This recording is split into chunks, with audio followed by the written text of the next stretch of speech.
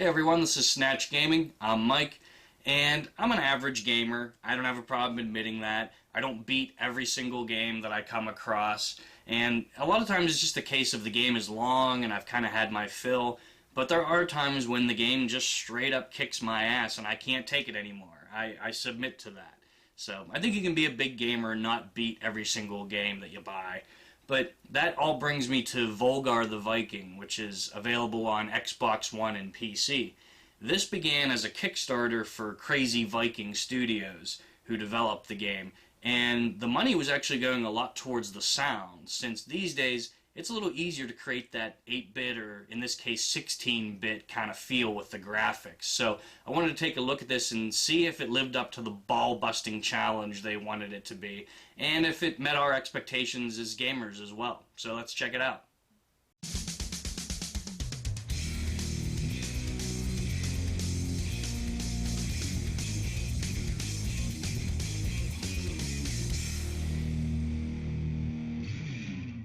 Obviously, when you set out to make a game that appeals to old school sensibilities, things might be simpler on the technical front, but there are still some things you need to get right in order to capture that old 8-bit or 16-bit allure.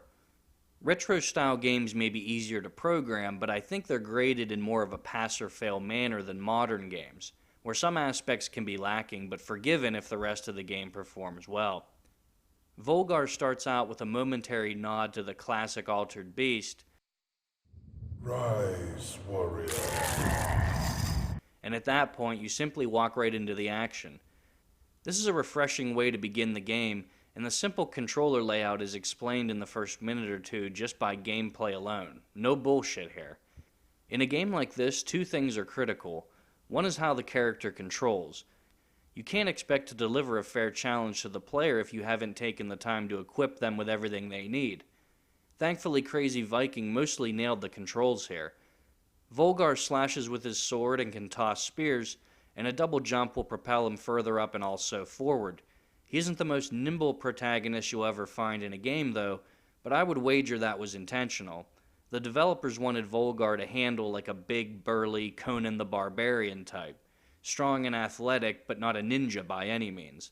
This plays heavily into how you traverse the various worlds in the game, as well as your timing in general.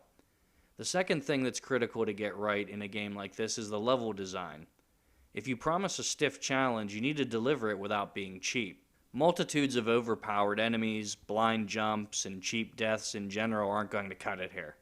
Also, getting the player to think on their feet every once in a while as opposed to solely relying on their reflexes is the mark of a great side-scroller.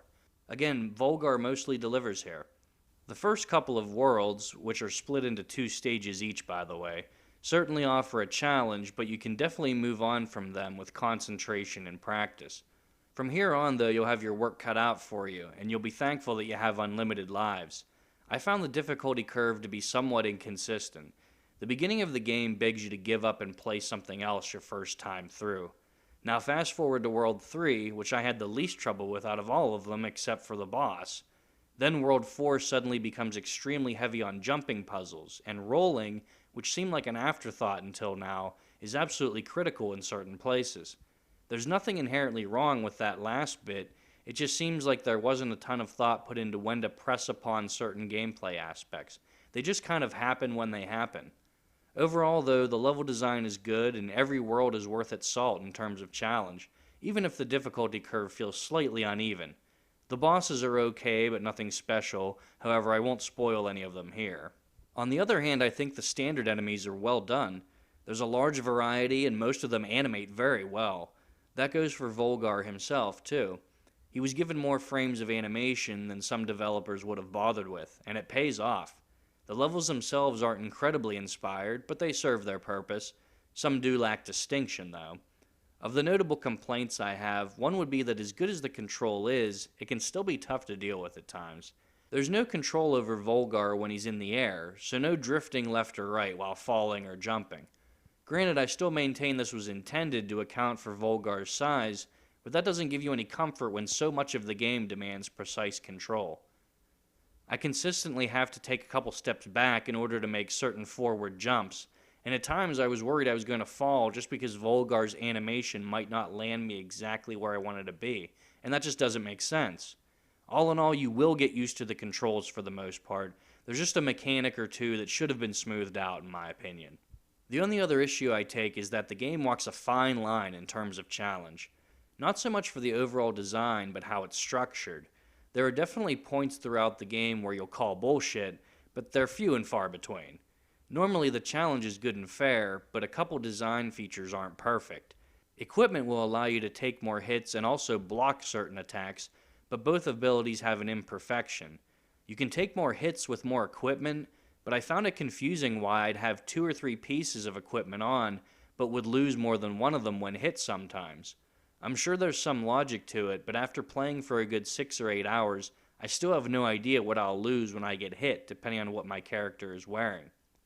In terms of blocking, it's really handy, but don't ask me why I can't block some smaller enemies, but this insane plasma shot can be deflected no problem. It doesn't seem like a big deal, but when every hit counts, you'd like it to be clear what you can and can't handle. On a more general note, you'll be redoing levels a lot in this game.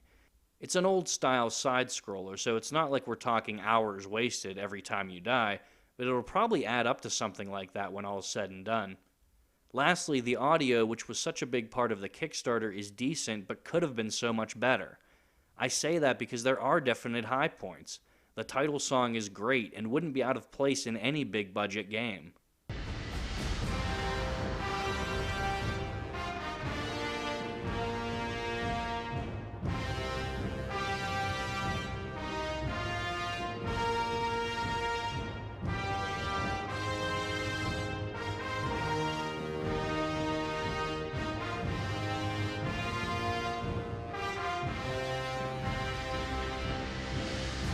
The sound effects are also appropriate and professional.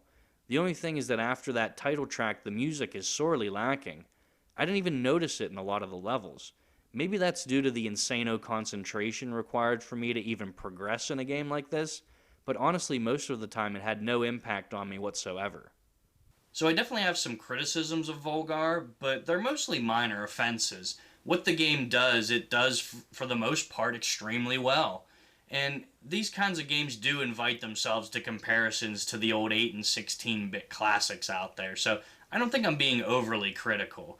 Now, I haven't beaten the game, I'll fess up and tell you that right now, but I've spent a ton of time with it, I've died a million times, and I've beaten the shit out of my coffee table plenty, too, along the way. So that's the one big thing that I would point out as far as whether to buy or not buy. This kind of game will divide gamers right in half, because some people just don't like this sort of thing.